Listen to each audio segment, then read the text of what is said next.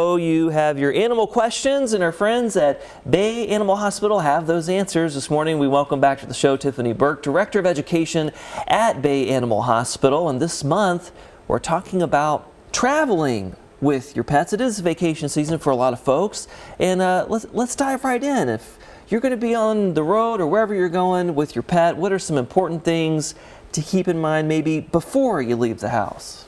Well, that's a great question to start off the segment with, and thanks for having me back. So excited.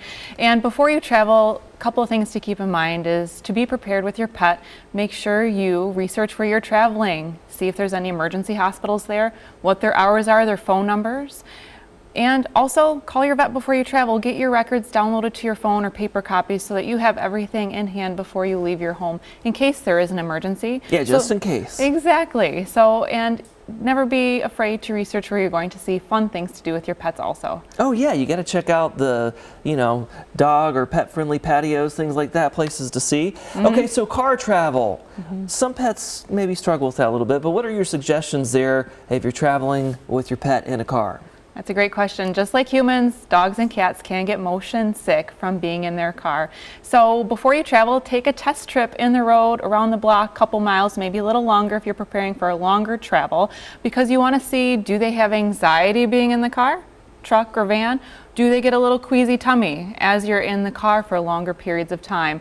And if you notice any abnormal behavior, call your veterinary office well ahead of travel to describe what's going on in the car, whether or not that's an irpy tummy, or vomiting, or if they're just panting and pacing in their crate and not getting settled. We want to have a happy travel summer season. We want your pet to be happy too. There's a lot of different tools in our tool belt for medications to keep them calm and happy. So I'm going to ask you, what are some of those safe remedies? Oh yes, we like Cerenia. It's a tablet you give and it lasts for a full day and it keeps their belly calm. Trazodone, gabapentin, medications to keep them calm and at ease. Acepromazine sometimes works too. These are all medications your veterinarian will prescribe. None of these are found over the counter. It's all a veterinary prescription. Sure, for a little more smooth sailing. And then yes. What about plane travel? Any recommendations there? Plan way ahead of time. Depending on where you're traveling, whether it's in the country or out of the country or across state borders, there are very specific restrictions depending on where you travel. And your veterinary office needs plenty of time to prepare these documents so that you can... No last minute stuff here. No, please don't.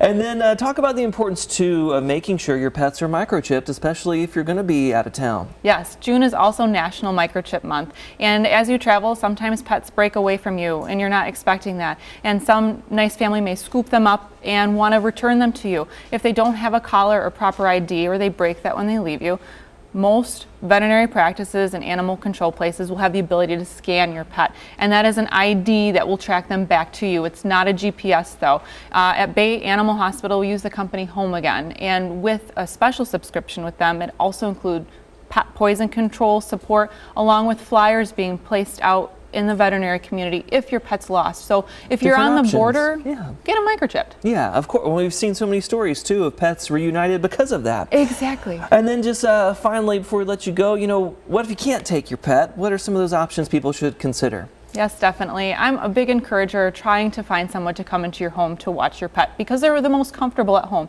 But if that's not an option, call your boarding facilities, ask those important questions. We have a little one-pager up here. Is your pet residing by themselves? Do they have playtime? How often do they go out? Will they be medicating your pet? And what are the requirements for other pets there? Flea and tick prevention, intestinal parasite control, because you don't want them picking up a bug during their boarding stay. And they need to be up to date on their vaccinations. Vaccines too, very important, yes. Yeah. Listen, you always have the great answers for us, and we appreciate your insight. Thanks.